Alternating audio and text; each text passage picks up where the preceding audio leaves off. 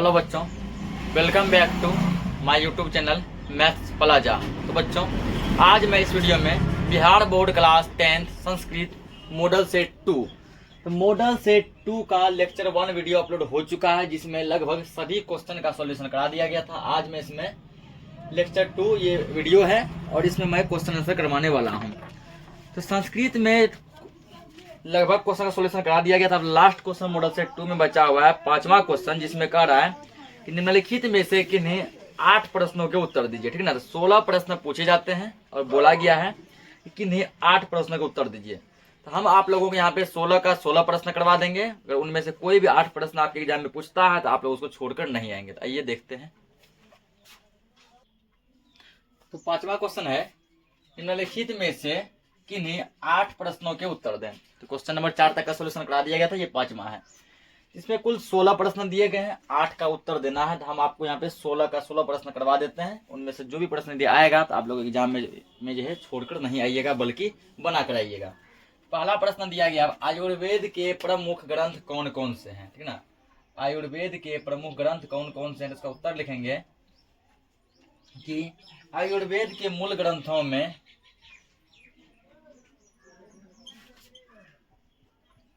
आयुर्वेद के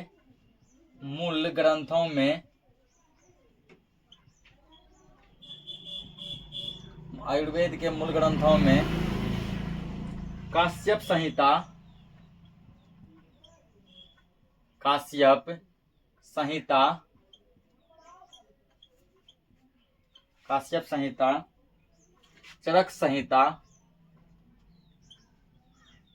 चरक संहिता,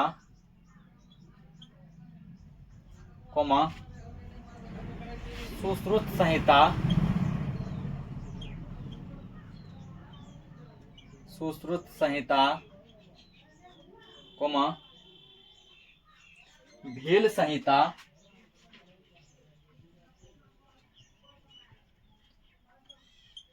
संहिता तथा भारद्वाज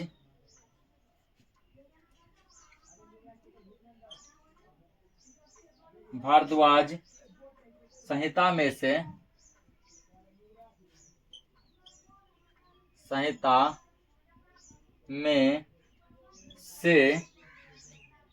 काश्यप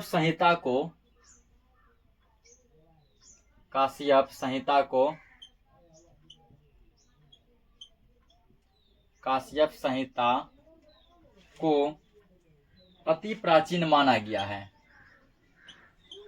अति प्राचीन माना गया है।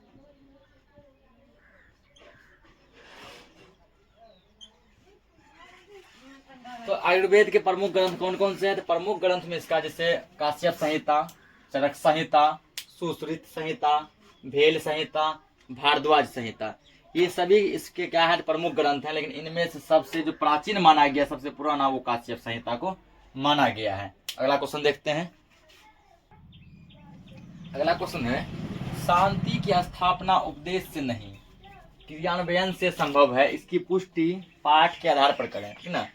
तो किसी को उपदेश देने से शांति का स्थापना नहीं हो सकता, बल्कि क्रियान्वयन से संभव है।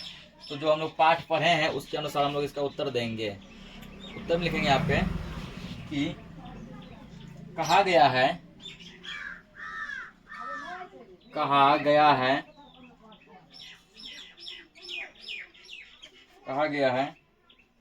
ज्ञानम भार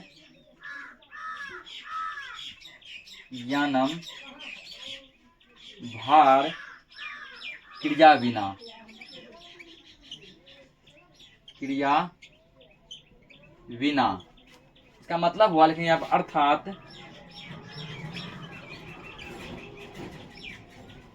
अर्थात आचरण बिना प्राप्त किया गया ज्ञान, आचरण बिना प्राप्त किया गया ज्ञान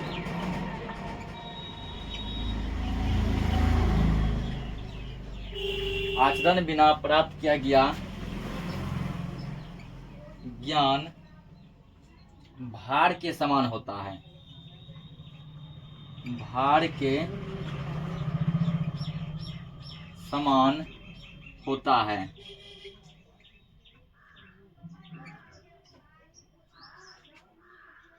दूसरों को उपदेश देना सहज होता है, दूसरों को उपदेश देना, दूसरों को उपदेश देना सहज होता है।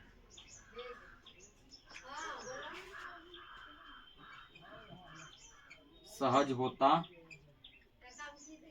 है, किंतु उसका अन्वयन, किंतु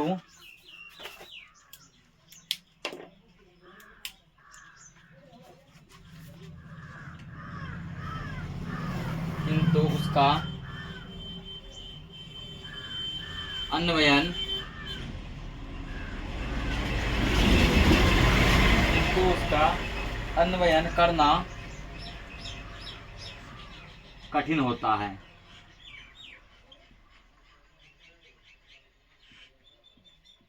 कठिन होता है। आज सर्वत्र, आज सर्वत्र ईर्ष्या द्वेष, ईर्ष्या द्वेष, ईर्ष्या द्वेष, असहिष्णुता,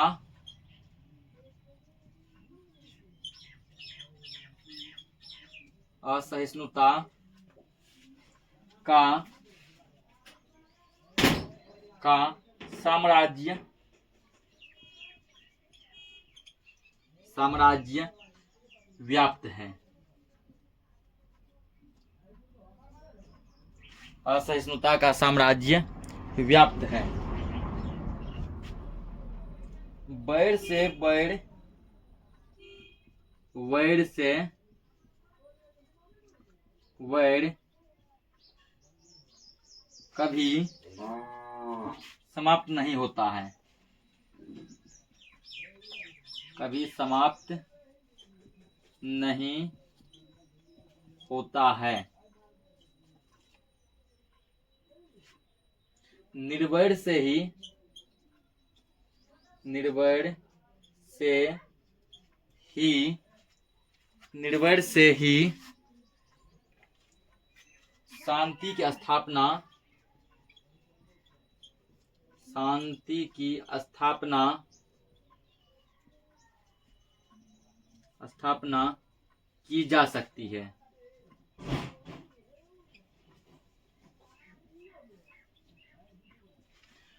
क्वेश्चन था हमारा, शांति की स्थापना उपदेश से नहीं क्रियान्वयन से संभव है। कहने का मतलब है किसी को हम उपदेश देते हैं, तुम ये काम करो, तुम वो काम करो, तुमको ऐसा करना चाहिए, तुमको ऐसा करना चाहिए। हम लोग बिल्कुल वो काम नहीं करते। किसी को सजेशन देते हैं लेकिन हम उसको खुद नहीं करते हैं। इसी का पुष्टि करना है। कहा गया है ज्ञान भार क्रिया बिना। इसका मतलब होता है कि आचरण के बिना प्राप्त ज्ञान भार के समान होता है। कोई व्यक्ति बहुत पढ़ लिख लिया, ठीक है, कोई व्यक्ति बहुत पढ़ लिख लिया, उसमें आचरण नहीं है, मतलब किसी से कैसे बोला जाए इसकी तमीज नहीं है, ठीक ना, किसी बड़ों से कैसे बात करें, छोटों से कैसे बात करें, इसकी उसकी सीख नहीं है, तो उसका ज्ञान जो है, यहाँ पर नॉलेज जो भार के समान, मतलब बोझ बन गया उस पर, उसका ज्ञान उस पर क्या बन गया, बोझ बन गया। दूसरों को उपदेश देना सहज होता है। दूसरों को हम तो कहते हैं तुम ऐसे करो, तुम ऐसे करो, और ये कहा कर रहे हैं तुमको ऐसे करना चाहिए, लेकिन उसका अन्वयन करना कठिन होता है। यदि वही चीज हम खुद करके देखें तब पता चलता है कि यह बात कितना कठिन है। दूसरों को जितना कह देते हैं वैसा नहीं है। आज सर्वत्र, सर्वत्र मतलब सभी जगह ईर्ष्या, द्वेष, असहिष्णुता की भावना है। हर जगह जो है लोग एक दूसरे को देख के द्वेष करते हैं, ईर्ष्या करते हैं, जलते हैं, इसकी भावना हर जगह आज व्याप्त है। वैर से वैर कभी समाप्त नहीं होगा। वैर से वैर कहने का मतलब दुश्मनी से दुश्मनी कभी खत्म नहीं होती है। दुश्मनी से दुश्मनी कभी भी खत्म नहीं होती है। निर्वैर से ही शांति का स्थापना हो सकती है। यदि हम जो है आपस में मिलजुल के रहें, निर्वैर रहें, लड़ाई झगड़ा नहीं करें, तो ही शांति का स्थापना हो सकती है। इसको नोट करो। अगला क्वेश्चन देखते हैं।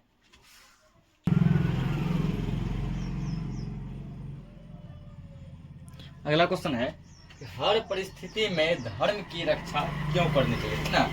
कंडीशन कोई भी आ जाए, हमें हमेशा धर्म का साथ नहीं छोड़ना चाहिए। धर्म की रक्षा क्यों करनी चाहिए, यहाँ लिखेंगे धर्म की रक्षा, धर्म की रक्षा सत्य से होती है। धर्म की रक्षा सत्य से होती है।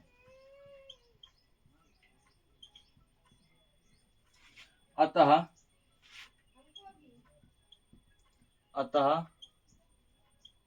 हमें हर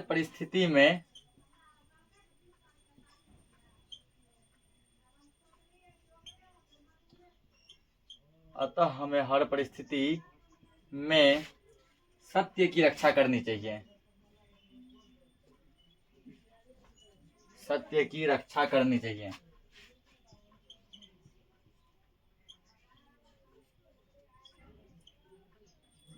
ये क्वेश्चन जो है ऑब्जेक्टिव में भी कई बार पूछा गया है कि धर्म की रक्षा किनसे होती है, ठीक ना। धर्म की रक्षा सत्य से होती है। किससे होती है? सत्य से। और हमें जीवन में कभी भी झूठ नहीं बोलना चाहिए। यदि हम लोग जीवन में हमेशा सत्य बोलते हैं, धर्म की रक्षा ऑटोमेटिकली यानी अपने आप होती रहेगी। इसको नोट करो। अगला क्वेश्चन देखते हैं।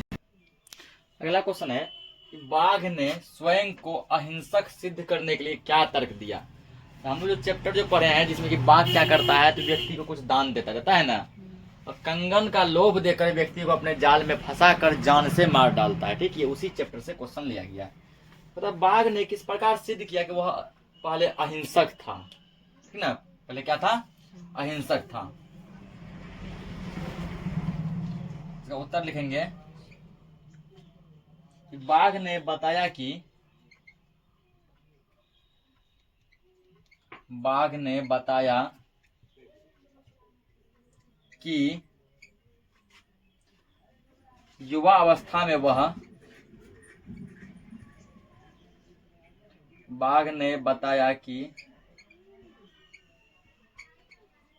अवस्था में वह अति दुराचारी था।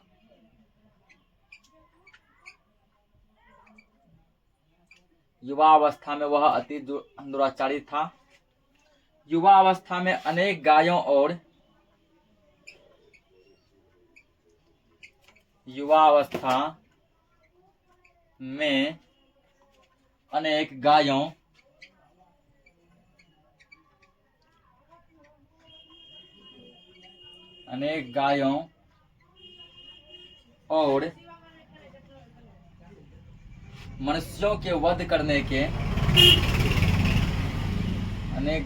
मनुष्यों के वध करने के पाप के कारण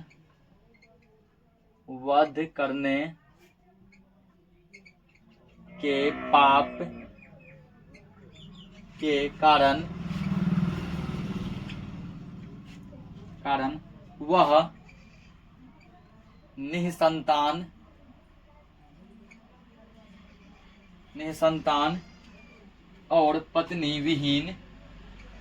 निसंतान और पत्नी विहीन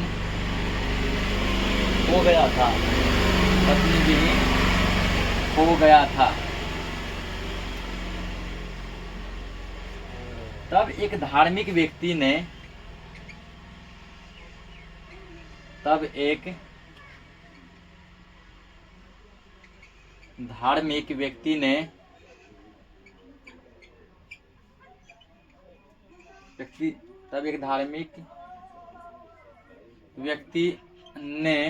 ने पाप मुक्त होने के लिए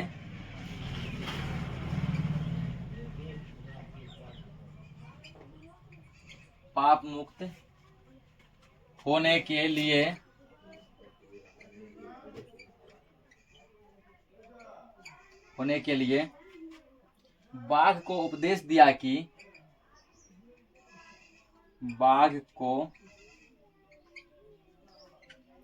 उपदेश दिया कि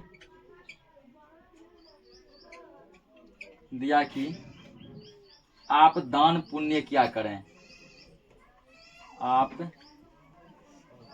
दान पुण्य किया करें।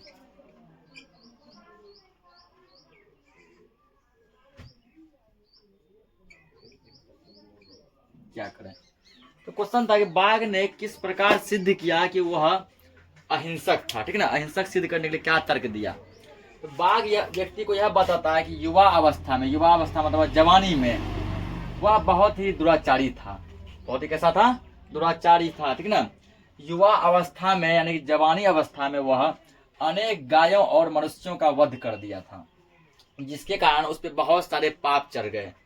और अनेक गायों और मनुष्यों के वध के कारण उस पर इतना पाप चढ़ गया कि वह निसंतान हो गया, मतलब कोई उसके कोई भी बाल बच्चे नहीं थे, ठीक ना। और पत्नी विहीन हो गया, मतलब उसकी पत्नी भी मर गई। तब कोई धार्मिक व्यक्ति ने बाघ को यह उपदेश दिया कि आप दान पुण्य किया करें तो आपका पाप धुल जाएगा, आप पाप मुक्त हो जाएंगे। तो इसको नोट करो। अगला क्वेश्चन देखते हैं। अगला क्वेश्चन मंदाकिनी वर्णनम पाठ से लिया गया, ठीक है ना। पर्वत नाचता हुआ क्यों प्रतीत होता है, ठीक है ना। ऐसा क्यों लग रहा है कि पर्वत जो है नृत्य कर रहा है, नाच कर रहा है। तो उत्तर लिखेंगे हम लोग।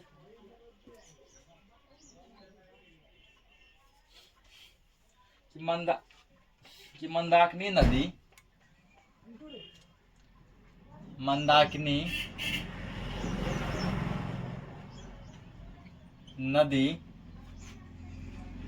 चारों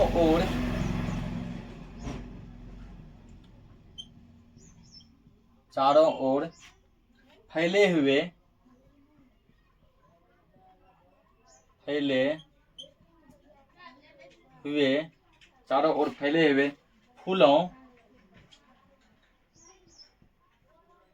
फूलों पत्तियों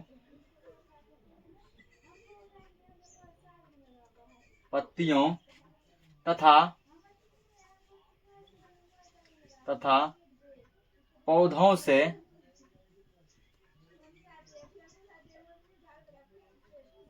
से सेवित है।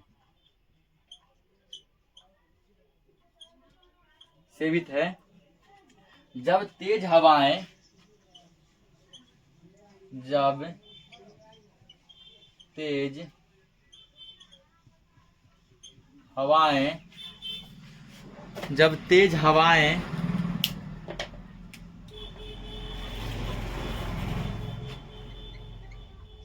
उन्हें उड़ाती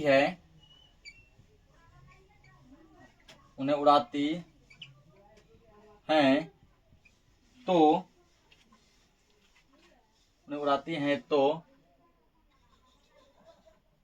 पर्वतों की चोटियां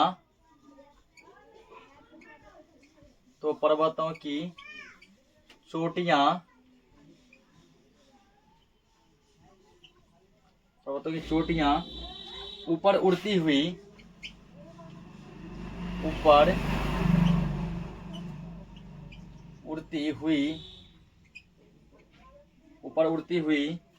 और नृत्य करती हुई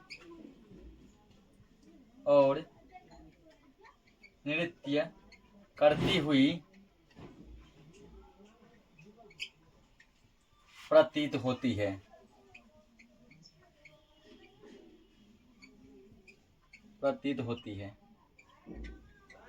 तो क्वेश्चन था पर्वत नाचता हुआ क्यों प्रतीत होता है, ठीक ना। तो मंदाकिनी नदी चारों तरफ फल फूल पत्ती पौधे इन सभी से क्या है, भरा पड़ा है, ठीक ना। जब तेज हवाएं चलती है, ये धूल कण फल फूल ये सभी क्या होते हैं, पत्ते उड़ने लगते हैं। और उड़ने जब लगते हैं तो उसके आसपास जो पर्वत है, पर्वत की चोटी का मतलब होता है ऊपर का भाग, ये क्या होता है, ये भी उड़ता हुआ प्रतीत होता है और ऐसा लगता है कि ये नाच कर रहा है, नृत्य कर रहा है। इसको नोट करो। अगला क्वेश्चन देखते हैं। अगला क्वेश्चन है मूल शंकर में वैराग्य भाव कब उत्पन्न हुआ। मूल शंकर वही दयानंद सरस्वती, ठीक ना। दयानंद सरस्वती के का ही बचपन का नाम क्या था, तो मूल शंकर था, ठीक ना। स्वामी दयानंद सरस्वती के बचपन का नाम क्या था, तो मूल शंकर था। यहाँ लिखेंगे हम लोग उत्तर में। कर्मकांडी परिवार में कर्मकांडी परिवार में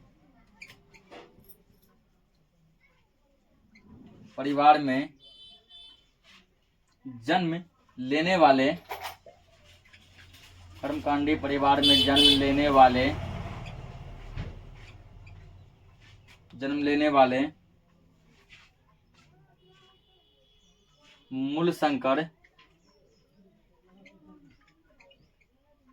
मूलशंकर ब्रैकेट में दूसरा नाम लिख स्वामी दयानंद, यही मूलशंकर आगे चल के क्या कहला है? स्वामी दयानंद। कर्मकांडी परिवार में जन्म लेने वाले स्वामी दयानंद या फिर मूलशंकर को शिवरात्रि पर्व की रात्रि में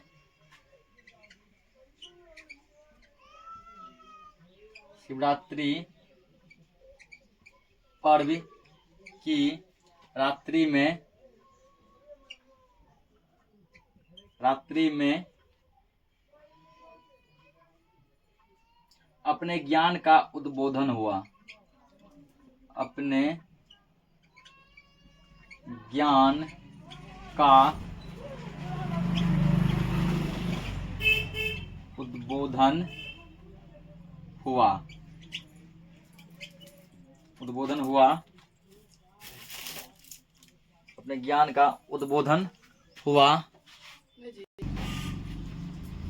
फुल स्टॉप देंगे। उसके बाद लिखना है कि बहन के निधन के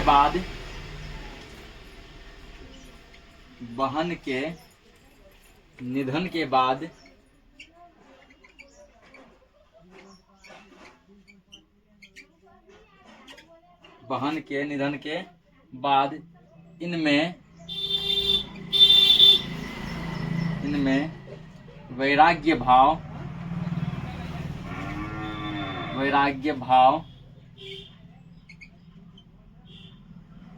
उत्पन्न हो गया।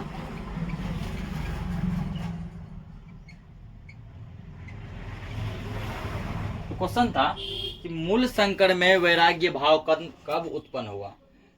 तो कर्मकांडी परिवार में जन्म लेने वाले, तो पूछ सकता है कि दयानंद सरस्वती का जन्म किस परिवार में हुआ था? तो कर्मकांडी परिवार में, ठीक है ना। इसी के बचपन का नाम था मूलशंकर। मूलशंकर को क्या हुआ? शिवरात्रि के रात में ही अपने ज्ञान का उद्बोधन हो गया, और जब इसकी बहन की मृत्यु हुई तो इसके बाद इसमें वैराग्य भाव भी उत्पन्न हो गया। इसको नोट करो। अगला क्वेश्चन देखते हैं। अगला क्वेश्चन है कि राम परवेश राम किससे प्रभावित होकर अध्ययन में निरत हो गया? मतलब कि राम परवेश राम पहले उतना ज्यादा पढ़ाई लिखाई नहीं करते थे, उतना ध्यान नहीं देते थे। इस पे किसका ऐसा असर हो गया, किससे प्रभावित होकर ये पढ़ाई लिखाई में बहुत ही ज्यादा ध्यान देने लगे, ठीक है ना। तो इसका उत्तर देखेंगे। उत्तर लिखो। इसका उत्तर में लिखेंगे राम परवेश राम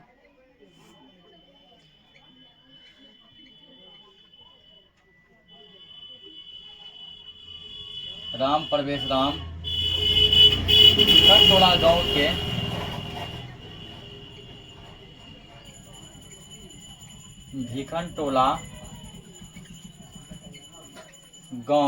राम परवेश राम भिखनटोला गांव के रहने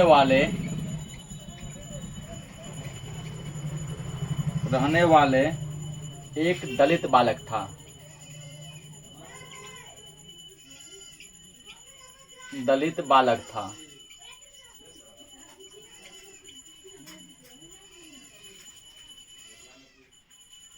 उस बालक को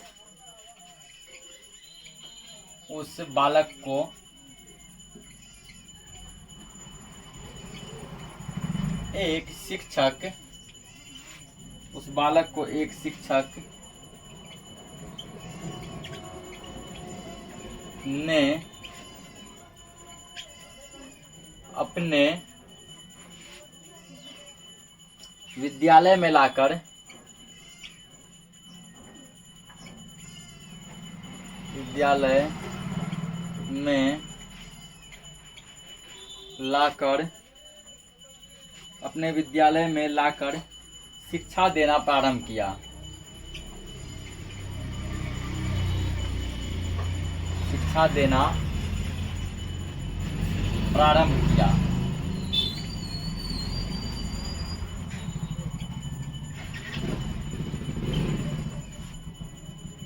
बालक राम प्रवेश राम, बालक राम प्रवेश राम शिक्षक की शिक्षण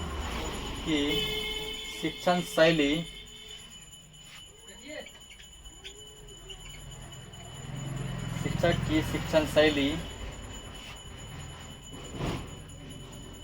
से आकृष्ट हुए।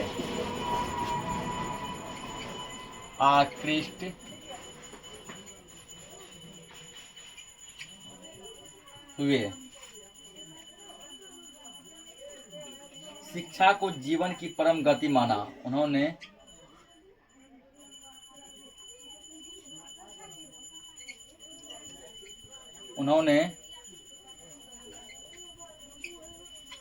शिक्षा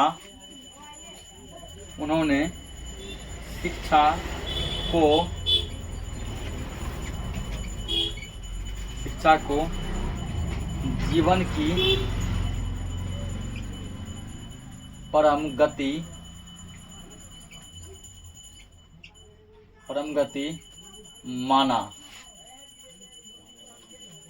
गति माना। वे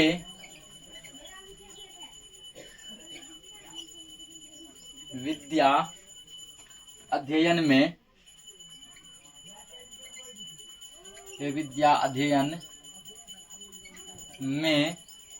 रात दिन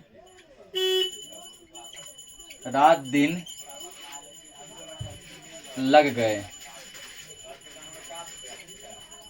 गए और अपने वर्ग में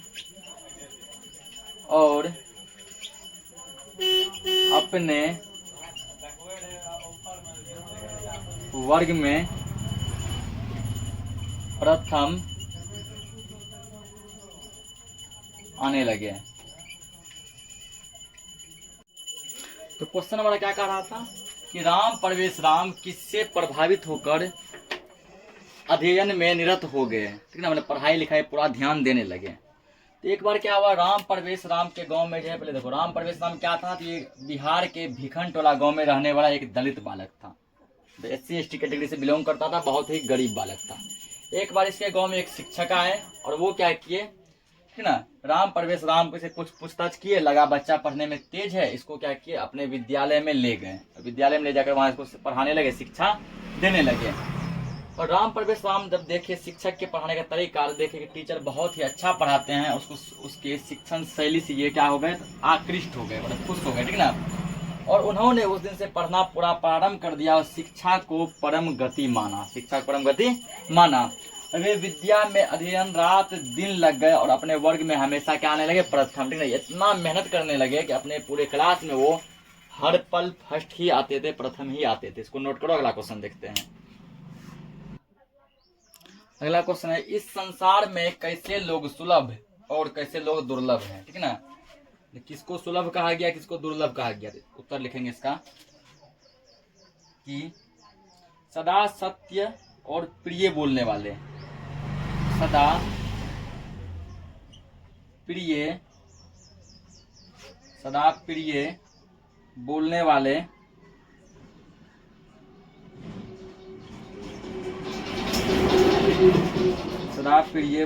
वाले, मनुष्य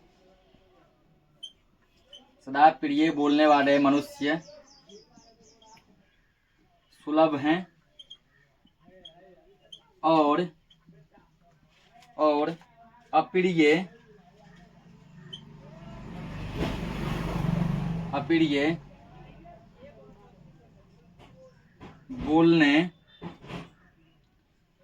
बोलने वाले तथा सुनने वाले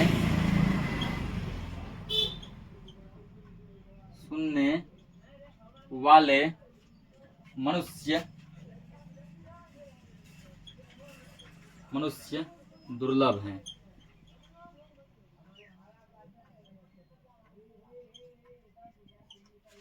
इस संसार में कौन लोग सुलभ हैं और कौन लोग दुर्लभ हैं, ठीक है ना, ये क्वेश्चन कहा गया है। तो जो हमेशा प्रिय बोलते हैं, सत्य बोलते हैं, वो हैं सुलभ। और जो व्यक्ति अप्रिय यानी गलत वर्ड बोलते हैं और जो उस गलत चीज को सुनते भी हैं, दोनों ही दुर्लभ हैं। बोलने वाले भी और सुनने वाले भी दोनों ही क्या है, दोनों ही दुर्लभ हैं। इसको नोट करो। अगला क्वेश्चन देखते हैं। अगला क्वेश्चन है, हास्य की क्या परिभाषा है? हास्य की क्या परिभाषा है? तो उत्तर इसका लिखेंगे कि हास्य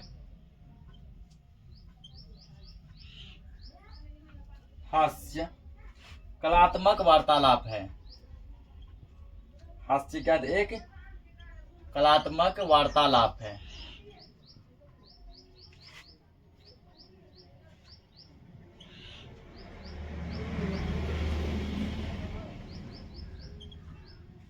हास्य कलात्मक वार्तालाप है जिस वार्तालाप से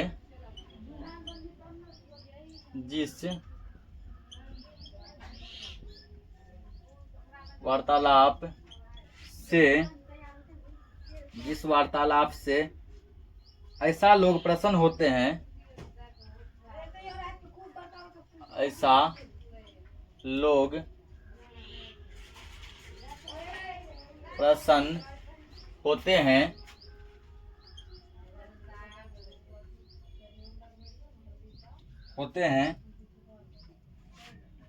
एवं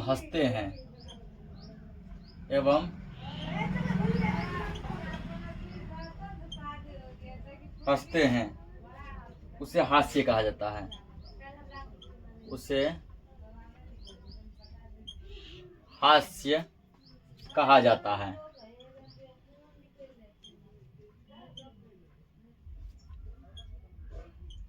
हास्य कहा जाता है।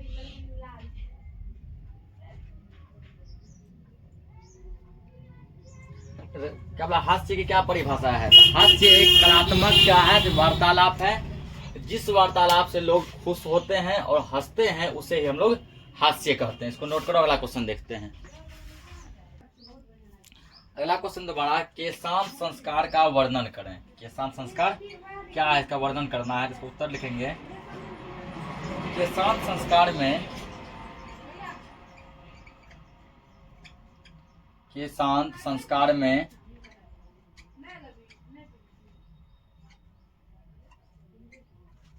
संस्कार में गुरु के घर ही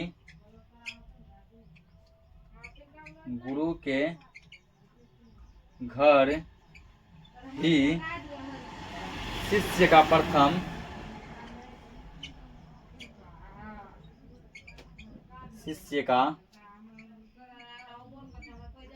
प्रथम क्षौर कर्म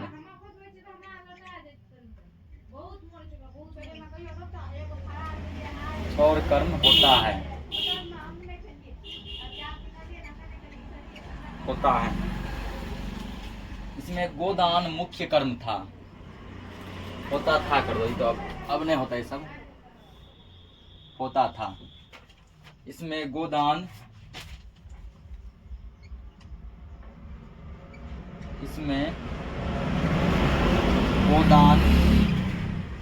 मुख्य कर्म था।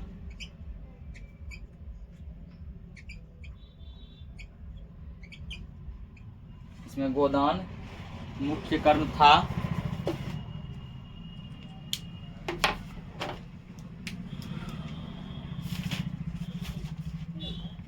अतः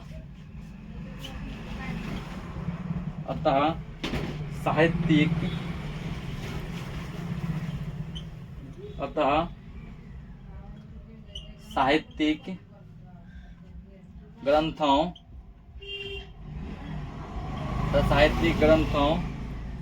में इसका दूसरा नाम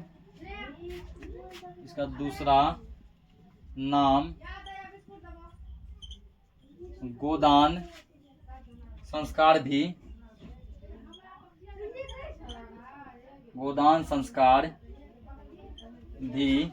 प्राप्त होता है।